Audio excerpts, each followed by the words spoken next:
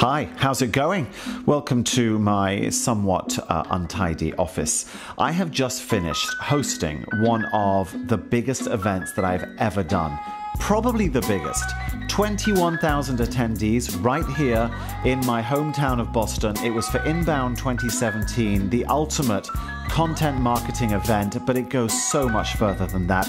Anyway, long story short, I wanted to share with you the top 5 things that I learned while at that event. Because, as you know, even though I live and breathe this stuff, every single event I do, I learn something new. So here are the top 5 things I learned at Inbound. First up was Brené Brown, an amazing thought leader who talked about taking the time to see other people's perspectives when thinking about ideas and talking points and arguments, putting yourself in their shoes and shifting your entire view.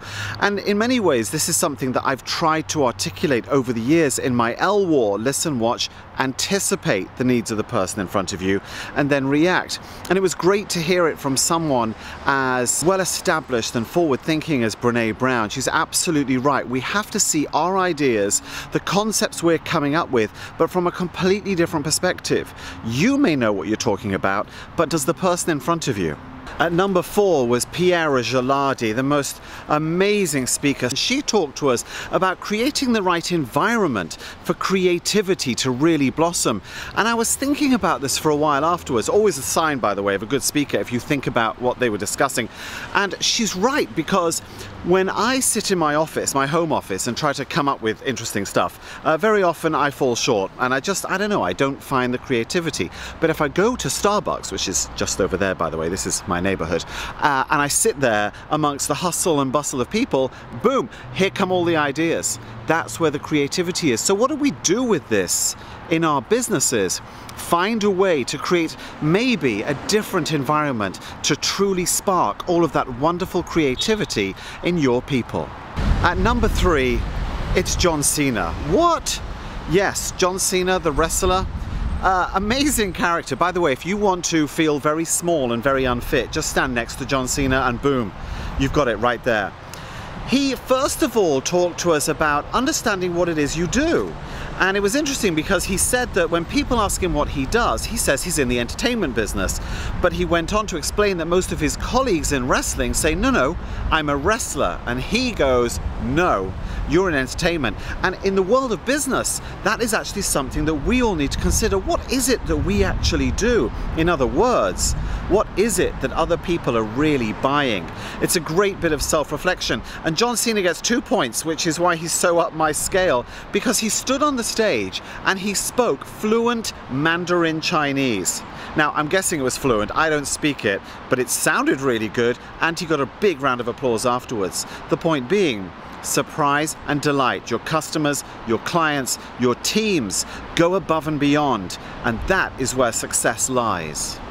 At number 2, how can I talk about Inbound and not talk about the former First Lady, Michelle Obama? She was amazing, held the entire audience of 21,000 people absolutely captive.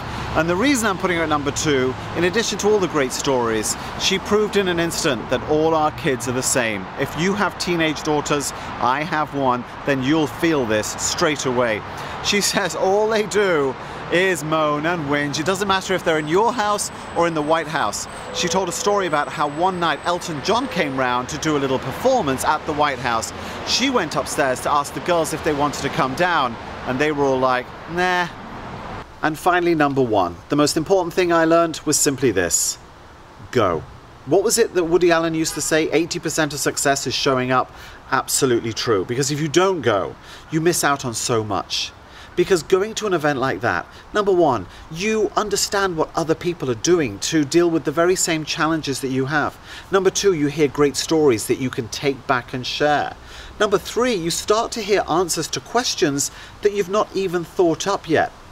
And finally, you get the opportunity to meet the most incredible people that truly add to your network. You all right, Hopi? As tempting as it is to stay at home and in the comfort of your office with all the bad news around us, you have to resist that. And you have to put yourself out there to find a real advantage. Hold on a minute. Do you want that? That's a good girl.